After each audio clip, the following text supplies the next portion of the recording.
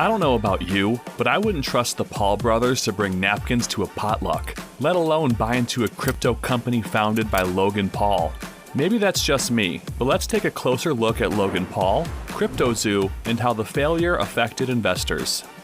Unfortunately, most of us are probably familiar with Logan Paul already in his rise to fame via obnoxious behavior on YouTube. He is also used to being scrutinized very heavily by the public, which means his odds of coming out of this CryptoZoo fiasco unscathed are pretty good. Too bad for the rest of us. CryptoZoo was designed to be a game that earned you passive income. The way it works is that players bought the cryptocurrency called Zoo. With that currency, they could invest it into eggs, which would ultimately hatch into an animal NFT. The game doesn't stop there. You could then breed your animal NFTs to make impossible offspring in the form of another NFT. Finally, you could sell your animal abomination NFT for more Zoo, which you could then buy another egg or cash out. Paul claimed that the NFT art was handmade by 10 different artists over 6 months for this project. It sounds enticing, even if you aren't fluent in the crypto or NFT world. It's especially nice that the NFT art isn't AI generated and was handmade, which hopefully means those artists got paid. Support the arts, people! Or, so we were led to believe. More on that in a bit. Anyway, for all you gamers out there, this sounds a lot like a loot box in your favorite game, which is being declared a form of gambling in other countries. So I can't say I'm surprised that investors lost out on millions of dollars playing Paul's game.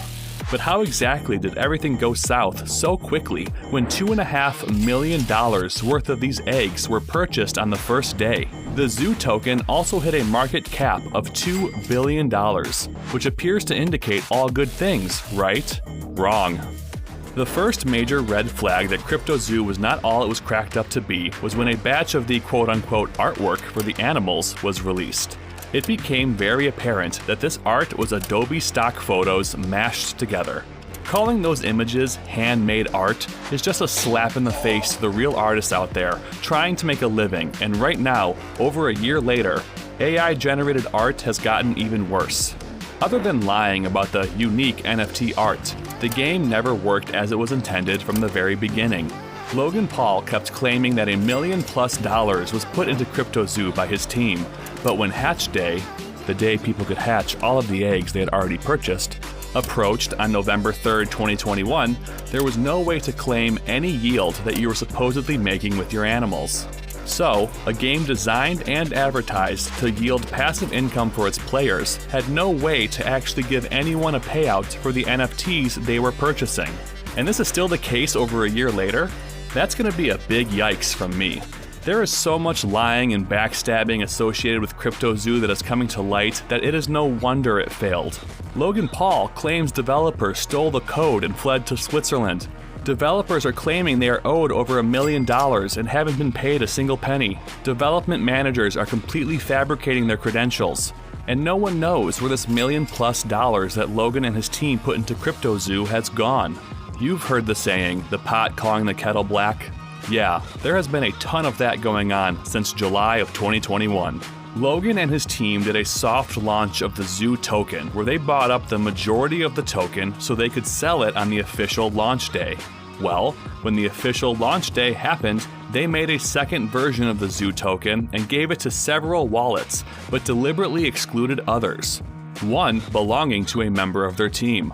Reports from CoffeeZilla show leaked text messages between Logan Paul and a man who goes by Crypto King, and the two obviously do not trust one another.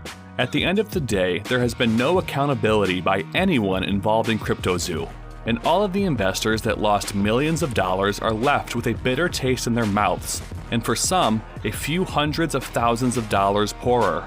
All thanks to a YouTube personality and his team of shady miscreants.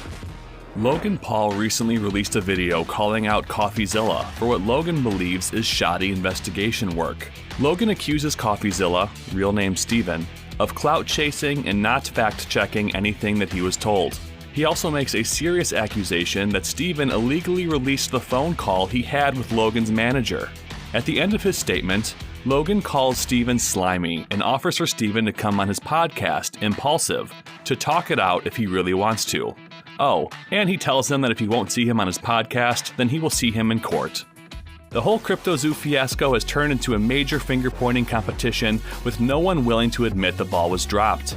High school-level drama has cost investors millions of dollars. When are people going to stop trusting influencers? You would think that the Firefly Festival would have been enough.